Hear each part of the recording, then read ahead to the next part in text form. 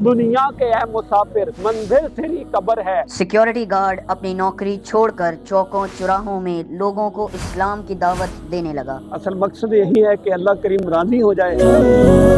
आपने अल्लाह का पैगाम लोगों तक पहुंचाने का सफर कब और कैसे शुरू किया?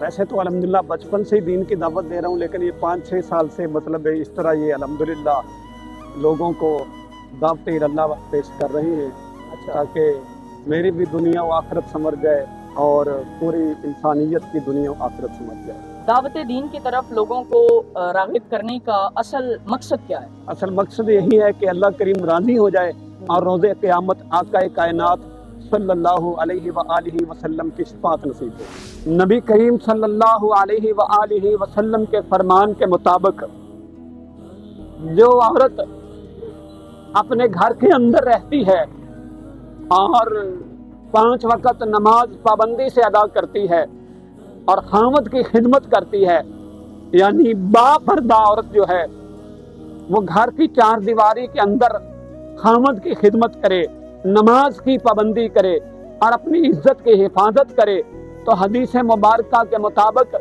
क़यामत के दिन जन्नत के 8 दरवाज़ों में से जिस दरवाजे से इस औरत का जी चाहेगा ये उस दरवाजे से गुजर जाएगी। इसके लिए जन्नत के 8 दरवाजे खुले होंगे। तो मेरी बहन, आपकी इज्जत पर्दे में है, आपका वकार पर्दे में है, आपकी शान पर्दे में है। पिछले 6 साल से ये जो आप तबलीग कर रहे हैं उनमें किस चीज़ ने आपको सबसे ज़्यादा बदला है? असल में तो जिस बात से ज़िंदगी में तब्दीली आती है वो दावत इल्लल्लाह ही है।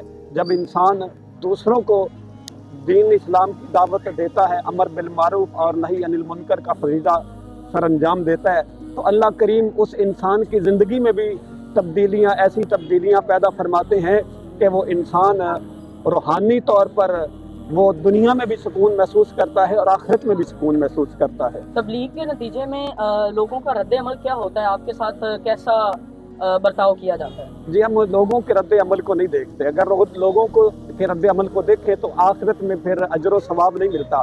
मकसद यही है कि अल्लाह की रज़ा और नबी करीम सल्लल्लाहु अलैहि व आलिहि वसल्लम की शफ़ाअत। तो ये एक ऐसा फरीज़ा है, तो इससे तो कोई मुसलमान भी इनकार नहीं कर सकता।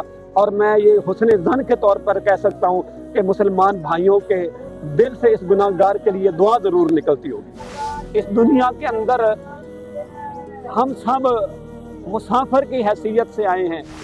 हमारा क़याम जो है वो असल कब्र में जाकर होगा और कब्र के बाद आखिरत के मरहले हैं।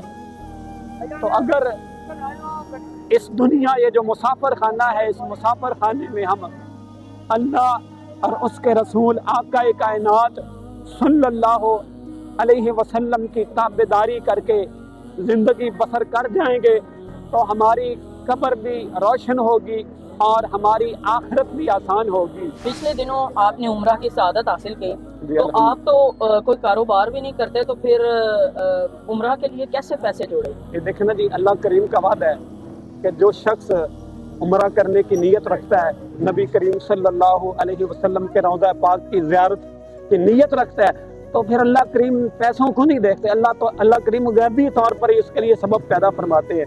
मैं इस तरह एक दिन हमाम में बैठा हुआ था, तो एक दोस्त को पता चला कि ये दावत इल्लल्लाह का फरीज़ा सर अंजाम देते हैं, तो उसने मेरे साथ वादा किया कि मैं आपको उम्रा करवाऊंगा। तो घर बैठे बैठे ही अल्हम्दुलिल्लाह पैगाम आ गया।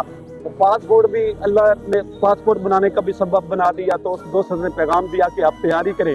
तो इसी तरह अल्लाह ने मुझे नबी पाक सल्लल्लाहु अलैहि वसल्लम का रोज़ा भी दिखा दिया, अपना घर भी दिखा दिया। दुनिया के ऐ मुसाफिर मंजिल तेरी कब्र है, मखमल पे सोने वाले मट्टी पे सो रहे हैं, शाहो गदा यहाँ सब एक हो रहे हैं, 2 गज ज़मीं का टुकड़ा छोटा सा तेरा घर है।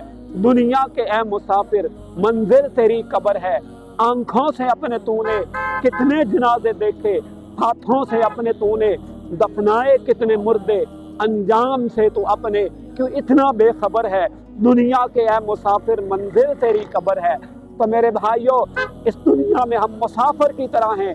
ऐसी कौन सी चीज़ है जिसने आपको अल्लाह के सबसे ज़्यादा करीब कर दिया? ये अल्हम्दुलिल्लाह, जब मैं कुरान पाक में बार बार पढ़ता था ना कि तुम लोगों के लिए निकाले गए हो اور نیکی کا حکم کرتے ہو، برائی سے منع کرتے ہو۔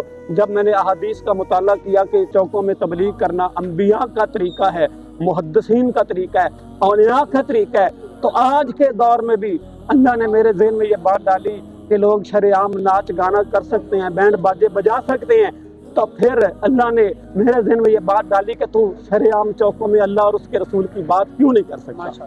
میرے مسافر بھائی ہیں، ان سے بھی گزارش ہے کہ نماز کی پابندی کریں، سفر بیٹھنے کی، سفر کرنے کی دعا جو ہے وہ بھی یاد کر لیں۔ سبحان الذی سخر لنا ھذا وما كنا له مقرنین وانا الی ربنا لمنقلبون۔ آپ کے مطابق کامیاب زندگی کی تعریف کیا ہے؟ کامیاب زندگی کی تعریف یہی ہے کہ انسان کی زندگی اللہ اور اس کے رسول صلی اللہ علیہ وسلم کی اطاعت سے مزین ہو، جیسے کہ صحابہ اہل بیت رضی اللہ عنہم اجمعین نے اللہ اور اس کے رسول صلی اللہ علیہ وآلہ وسلم کی زندگی کو اپنی زندگی گزارنے کا نصب العین بنایا اور نبی پاک صلی اللہ علیہ وسلم کی سیرت کے مطابق زندگی بسر کی۔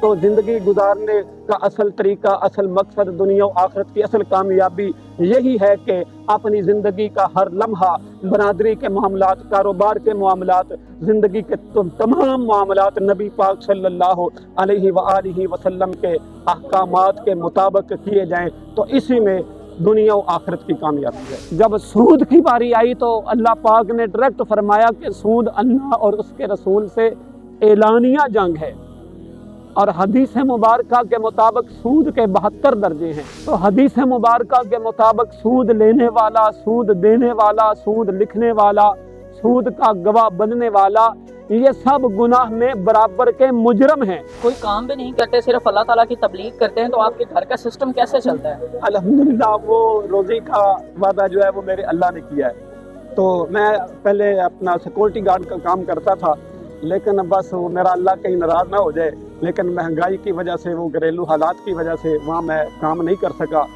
انکم کی کمی کہہ لیں، کہیں یہ میں لفظ اس لیے بولتا شرما رہا ہوں کہ میرا اللہ ناراض نہ ہو جائے، کہیں اس کا شکوہ نہ ہو جائے، تو بس یہ دعوت اللہ کا فریضہ سر انجام دیتا ہوں۔ کبھی کوئی اللہ پاک انشاءاللہ، میں چاہتا تو ہوں کہ اپنے ہاتھ سے روزی کر کے کھاؤں، لیکن یہاں کام کرنے کے مواقع نہیں مل رہے، لیکن انشاءاللہ یہ دین کا جو فریضہ ہے نا، انشاءاللہ تبلیغ کا فریضہ یہی دنیا و آخرت میں اس گناہگار کی، بندہ ناچیز کی بخشش کا ذریعہ بنے گا۔